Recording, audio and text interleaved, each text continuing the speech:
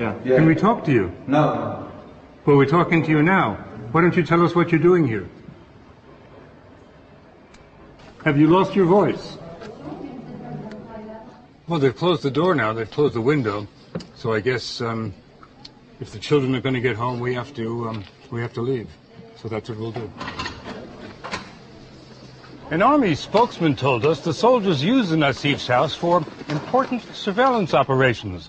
The Nassifs told us the soldiers usually stay for a day or two, always coming and going in the middle of the night. When they do go, the Nassifs never know when they'll be occupied again. It could be tomorrow, next week, or next month.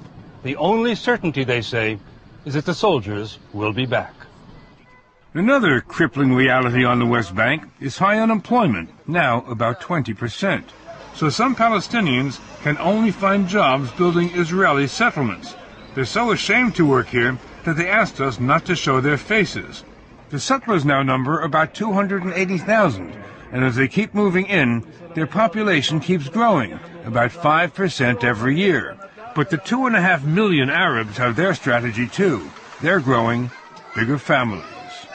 Demographers predict that within 10 years, Arabs will outnumber Jews in Israel, the West Bank, and Gaza. Without a separate Palestinian state, the Israelis would have three options, none of them good. They could try ethnic cleansing, drive the Palestinians out of the West Bank. They could give the Palestinians the vote. That would be the democratic option, but it would mean the end of the Jewish state. Or they could inflict apartheid, have the minority Israelis rule the majority Palestinians. But apartheid regimes don't have a very long life.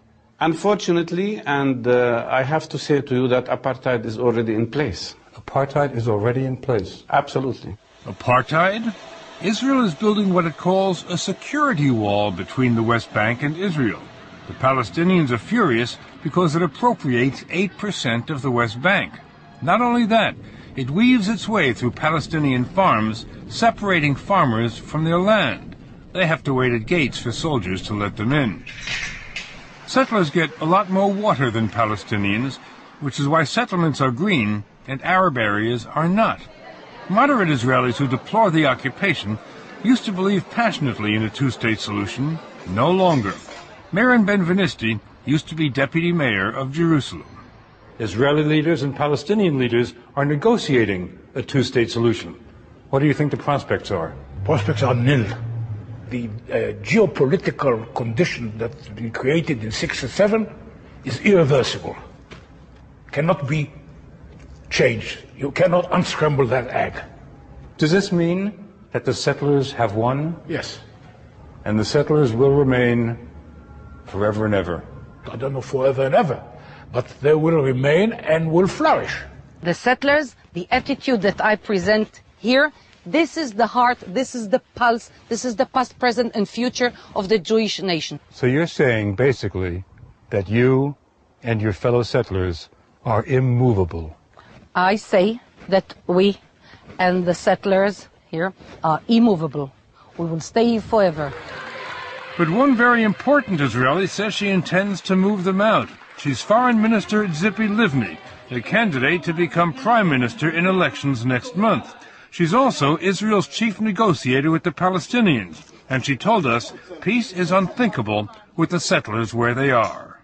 Can you really imagine evacuating the tens of thousands of settlers who say they will not leave? It's not going to be easy, but this is the only solution. But you know that there are settlers who say, we will fight, we will not leave, we will fight. So this is the responsibility of the government, of the police, to stop them.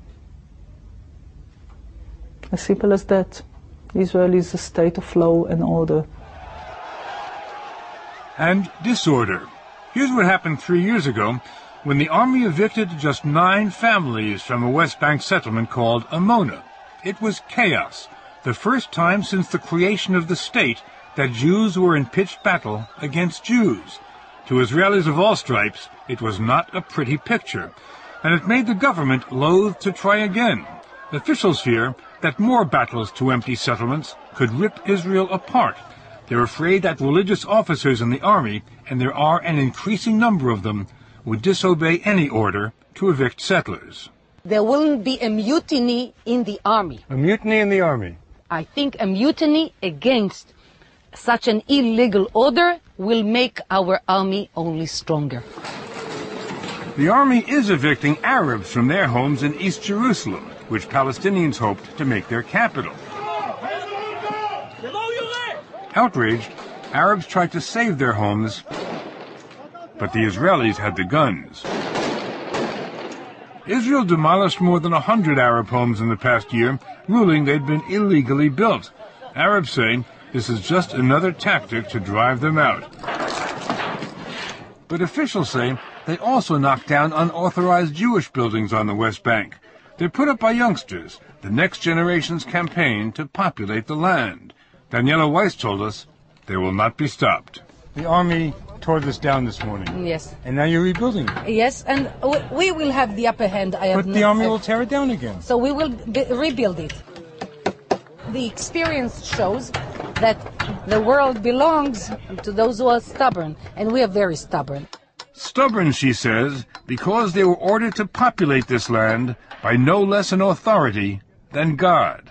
This is the mission of our generation. The most important point is this: to hold strong to the soil of the Holy Land.